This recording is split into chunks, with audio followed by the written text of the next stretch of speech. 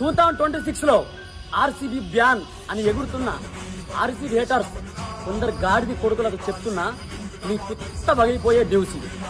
2026 లో RCB ban కాదు, RCB ఆడుతుంది. అలాగే ఆర్సీబీ టీంలోకి అరవీర భయంకరుడు నరూప రాక్షసుడు అయినటువంటి ఒక్క స్మార్క్ ఆల్రౌండర్ ఆర్సీబీ టీంలోకి ఎంట్రీ ఇవ్వబోతున్నారు. అతను ఎవడో కాదు, ఇంగ్లాండ్ బెన్ స్టోక్స్. ఇక వచ్చే ఐపీఎల్లో మాత్రం ఒక డిఫెండింగ్ ఛాంపియన్ గా ఆర్సీబీ వాళ్ళ జర్నీ స్టార్ట్ చేస్తుంది.